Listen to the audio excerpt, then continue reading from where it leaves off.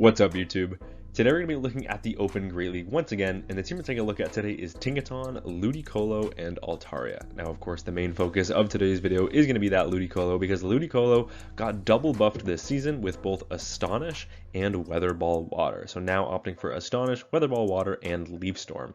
It's kind of a bait-dependent moveset, but you're going to see today that even with just Astonish and Weather Ball Water, or just straight Leaf Storms, this Pokemon is incredibly strong. I've also had a lot of comments toward the end of the last season saying, please showcase some of your losses, and I just wanted to point out that before these battles commenced, that I ran exactly 10-0 with this Pokemon. Here's the proof in the pudding right here. There's not much I can do to showcase losses when I literally don't lose with the team. So without further ado, let's hop into these battles. Okay, heading into the first match, we've got Tinkaton into Vespiquen. Now, this is a fantastic lead because Scizor and Power Gem are all resisted, and the opponent is actually on Poison Sting. So I'm just waiting for the opponent to throw. They end up not throwing. They catch, making a Soul Read catch onto the Credilli, but Credilli will be hit with a Play Rough, and I can just stay in this matchup because my opponent has clearly built their team around the fact that steals do not exist. But unfortunately for my opponent, here is a steal on the lead. So now here comes a second Play Rough. This will connect on the opponent, leaving them deep into the red health. And now I can just look for a full Fairy Wind Farm Down and come out with a little bit of energy as well. Now, of course, that Vespiquen does have energy, and this is a Bulldoze Credilli, so they do lower my defense and hit for super effective damage. However, I have the alignment that I want. I can just let this go. I can force them to throw the energy, and now in comes Altaria. Altaria has super effective Sky Attack and Flamethrower. The opponent does have coverage here with super effective Power Gem, and I will respect it with a shield. They end up baiting with an Scizor, which is kind of a crazy bait, but then they throw immediately after, so I know this is only enough for another Scizor, so I will just let this go. But no, my counting was actually off. It actually is the Power Gem, but now I do live that on the Altaria. Altaria is very bulky. I can make it to a Sky Attack. Sky Attack is going to get shielded up, but I'm already at another Sky Attack. I know for a fact that this one can only be an Scizor, so I will let this go as that is resisted. I can now also look to overfarm and connect with a Sky Attack. This will be picking up the knockout unless the opponent commits their final shield, and they actually do, but then they overfarm too much, maybe looking for that farm down, allowing me to get to yet another Sky Attack. Sky Attack will be enough to knock out the Vespiquen. What is so weak to the Altaria in the back? It was a Torterra, where Mud Slap was resisted, but we have another Mud Slap resistant Ludicolo, so the opponent resigns the match, and we are able to take that win. Neutral lead in the next match, we've got Tinkaton into Charjabug. I think Charjabug is definitely a sleeper pick this season. I think it's going to be very strong just neutrally into a lot of different teams. That said, it is found a neutral matchup against my Tinkaton, and Tinkaton will look to connect with a Play Rough, and that does some meaningful damage. They will have to go for Discharge in this matchup as Scizor is resisted. They end up coming in with a Marowak, but Marowak will get outpaced the charge move because I did react accordingly, and now I'm able to make it to the Weather Ball on the CMP tie, and the opponent actually commits a shield. Now they do have enough for a Rock Slide here, but one Rock Slide is not enough to knock out, so I will let this go, and the opponent ends up baiting with a Bone Club. That allows me to get to yet another Weather Ball on the CMP tie once again. This time, is the opponent going to full send a Rock Slide? No, they're going to commit a shield. Are they going to full send the Rock Slide, or is it just another Bone Club bait? It's another Bone Club bait. That is truly amazing. The opponent then combos with their Charjabug, wasting all of their stored energy. So now I have a 2 shield advantage, and I can just align my Altaria here. Altaria will look for an aggressive Dragon Breath farm down. I will have to commit a shield once. Discharge won't do that much damage, but I still don't know what's in the back. And if it's another Mud Slapper, I do want to just commit that shield and go for that full farm down. Back in comes the Marowak. I actually farm over 100 energy, and now I will look to connect with a Sky Attack. The opponent doesn't have enough energy for that Rock Slide yet. They end up pivoting into their final Pokemon, and that final Pokemon is a Dusclops. Now, Dusclops does have double super effective Ice Punch for this matchup and is very bulky, so I'm not going to be able to knock them out with 2 Sky Attacks there, so I end up going for the Ice Punch catch onto my Tinkaton. I'm unsuccessful, but they do allow me to get to the Play Rough on the CMP tie. Play Rough does big damage to the Dusclops, and now this game is over as Shadow Punch will connect. They will end up getting that Hex farm down, but they just do not have the energy they need to make it to a Shadow Punch plus an Ice Punch. So even if they do bait here, I will be able to go for a full Dragon Breath farm down. I can also Dragon Breath farm down the Marowak, and I am able to take that game. Into the next match, we've got Tinkaton into Gourgeist, so this is a negative lead. Going to be safe switching into the Ludicolo after throwing one Fairy Wind and deferring that Incinerate damage. The opponent ends up farming up to the Shadow Ball, but I'm going to call the bait here. No way you're going to full send the Shadow Ball, but they actually do. That does big damage, and now in comes an Acid Credilli. Acid Credilli will be hit with a Leaf Storm, which will return with some big damage as well, but it will only put them into the yellow health range. But that's okay, because that will set a nice overfarm for the Tinkaton. I can take any one charge move here as their fast move, and both of their charge moves are resisted. Rock Tomb does very little damage to the bulky Tinkaton. I'm now going to overfarm, throwing right before they make it to Rock Tomb number 2, and Play Rough from this range will easily be enough to knock out the Credilli. Back in comes the Gourgeist, going to do the exact same thing, throwing one Fairy Wind, deferring that Incinerate onto my Altaria in the back, and it is a Greninja for my opponent. Greninja will of course have to go for Night Slashes in this matchup, and they instantly get the 2x attack boost on their very first Night Slash. You cannot make this up. My opponent has all the luck on their side. I will go for Sky Attack number 1. Sky Attack number 1 does grab the first shield from my opponent. I'm now going to have to return all of my shields as they did get that Night Slash boost. I can now connect with another Sky Attack. The opponent is likely to double shield with that boost, but if they do, I have a catch in my back pocket, and here it is. Did we catch the Night Slash onto the Tinkaton? I'm sure we did, but no, the opponent made that read perfectly. They predicted we'd go for the catch. They threw the Hydro Cannon. We end up connecting with a Bulldoze after surviving on 1 HP. They do get that Incinerate farm down, but now it's a race. Sky Attack versus Shadow Ball. We get to the Sky Attack on the Seed Tide with the opponent, so even if they go for the Seed Bomb bait here, because I clicked my charge move at the exact same time, I will be able to throw the Sky Attack, and Sky Attack from this range will easily be enough to knock out the Gourgeist, and we are able to take that win. Into the next match, we've got Tinkaton into Nidoqueen. So I'm actually going to stay in this matchup to check the fast move, and it actually ends up in my favor because it is a Poison Jab Nidoqueen, which means their fast move is actually single resisted. And the only reason I stayed in this matchup is because I ran into a Poison Jab Nidoqueen earlier this season, and it totally caught me off guard, expecting that Mud Slap. They end up full sending the Earth Power there. We get that Shield Call correct, and now I'm going to go for Bulldoze number 2, and then if I can, I'll try and catch out of this matchup. They do end up putting up a shield. I go for the catch right before I make it to Bulldoze number 3. The opponent holds on to their energy, and they send in an Umbreon. Now Umbreon, of course, resisting the Astonish fast move, but will take neutral damage from both Weather Ball and Leaf Storm. I don't expect the opponent to shield the first or any at all because it is an Umbreon, so I am just going to full send the Leaf Storm. Leaf Storm does do some pretty solid chip to the Umbreon, but is not enough to knock out. They end up overfarming, playing to a Seed Tide that they do not win, and now here comes Leaf Storm number 2, but because my attack was harshly lowered, it unfortunately does not knock out, and now my opponent can connect with a Foul Play. Foul Play still not enough to knock out. Not sure if they undercharge or if that just doesn't do the damage from an Umbreon. That said, I can come back with Tinkaton. I am at complete wall to energy from the Umbreon, so I can absorb this energy no problem. They full send a last resort, but now I can come in with the Altaria, get a little bit of an energy head start, and back in comes Nidoqueen. Now I don't expect my opponent to be on the double nuke moveset of Stone Edge and Earth Power, so I do let it go. It is just a Poison Fang, but they're already at Poison Fang number 2, and now that my defense is lower, these will hurt a little bit extra, so I end up putting up a shield because I do not yet know what is in the back, and it ends up being a Scrafty, so that shield call was pretty nice. I do have kind of 2 answers to this Pokemon remaining, so having it here is definitely fine. I'm able to get to back-to-back Sky Attacks before the opponent is even able to throw the first charge move, as Scrafty is a little bit slow to the charge move, and now in comes Tinkaton. Tinkaton has that residual energy to make it to a Bulldoze, and Bulldoze plus that 1 Fairy Wind should be not enough to knock out the Scrafty, and unfortunately for my opponent, they lose all that energy. Back in comes the Nidoqueen, they resign the match, and we are able to take that win. Into the next match, picking up a pretty neutral lead, we've got Tinkaton into Bastiodon. The opponent's going to safe switch into a Ludicolo, and I'm going to farm up and throw the Bulldoze. Now this is an incorrect play. I should just instantly be getting out into my Altaria, but I end up grabbing a shield from the opponent, which is a little bit odd. However, that will make sure that they are definitely not going to be shielding a Sky Attack. Sky Attack will do massive super effective damage. Bulldoze fortunately does put them into a range where 1 Sky Attack does knock out. That's the one nice thing about it. They end up full sending a Leaf Storm there that is double resisted, but it is the nuke move of the Ludicolo, so it kind of makes sense. Back in comes the Bastiodon. Bastiodon, just going to look for that full smackdown farm down. I can, however, fire off some neutral flamethrowers here just to do a little bit of solid chip as Dragon Breath is resisted. and Sky Attack is double resisted. So Flamethrower is really the only damage I can even do to this Bastiodon. These Dragon Breaths and Sky Attacks would heal the Bastiodon. So now I can come in with my Tinkaton.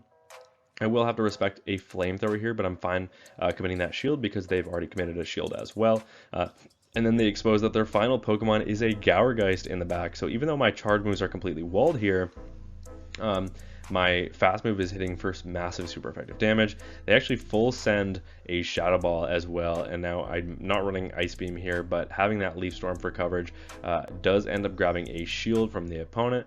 And now I will have to take some super effective Incinerates here, but that's okay because if my opponent full sends a Shadow Ball, I can look to overfarm in this matchup. They really won't do that much damage with their fast move because it is non-stab and it's from a rather bulky Pokemon.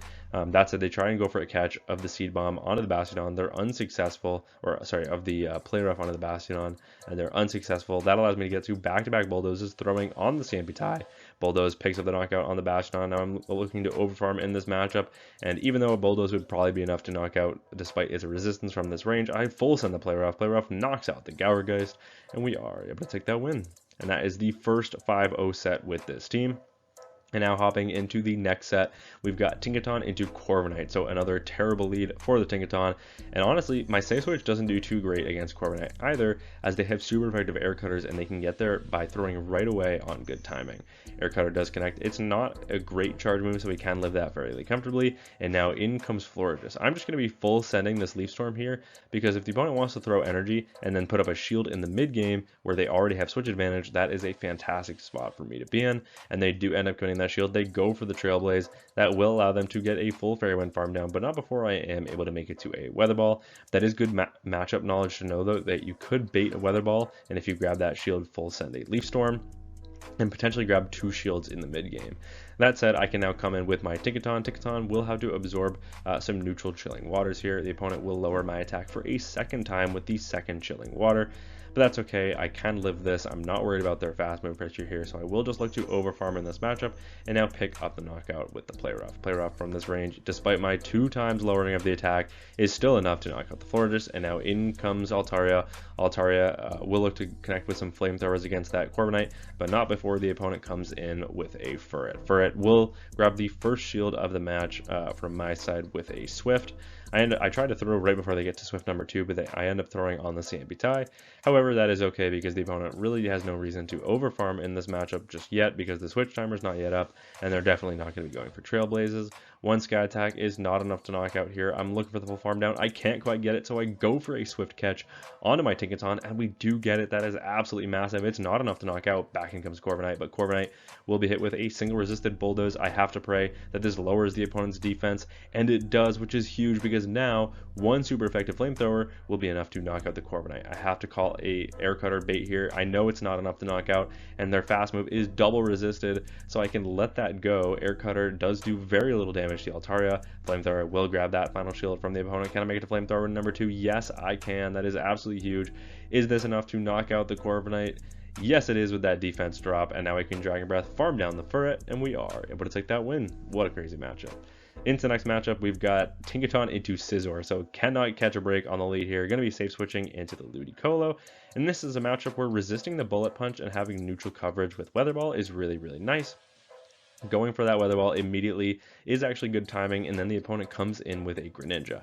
The problem for Greninja here is I can go for a super effective Leaf Storm and grab a second shield from my opponent, because one Night Slash will not be enough to knock out, and I do throw the Leaf Storm right as I get it, so they cannot throw their back-to-back Night Slashes before I get off this charge move. Leaf Storm does get shielded up, but now we are in such a huge advantage because we have a 2 shield advantage, and while my opponent does have quite a bit of health left on this Greninja, it's pretty much all going to go to waste because I can live any one charge move on the Tinkaton. Back in comes Scizor. We end up getting the catch onto the Altaria. Please tell me it's the double resisted Trailblaze. Yes, it is. That is absolutely massive. It would have been single resisted on the Tinkaton anyways, but taking where it's double resisted on the Altaria is even better. They will now be able to connect with a Night Slash after overfarming a little bit. I'm now going to look to connect with a Sky Attack before they do too much damage with their fast moves. And now Sky Attack from this range picks up the knockout on the Scizor. Back in comes the Greninja. But I know one Night Slash will not be enough to knock out, so I am just going to let this go. Night Slash doesn't knock out. Back in comes Tinkaton, but in the back is a Skeleturge from my opponent. So now I'm going to have to start spamming out these super effective Bulldozes. These Bulldozes are not stab, and they do very little damage as is, so even though they're super effective, even 2 of these are not enough to knock out. So here comes Bulldoze number 2. It puts the opponent into the L health range. They're going to look for the full farm down, though, and they cannot get there before I make it to Bulldoze number 3. Bulldoze number 3 picks up the knockout on the Skeleturge. Back in comes the Greninja. Greninja looking to overfarm as much as possible, but I know I can just let this go. Even if they bait with a Night Slash and pick up the knockout, even if they get the boost, it does not matter. We're getting that Dragon Breath farm down, and we are able to take that win.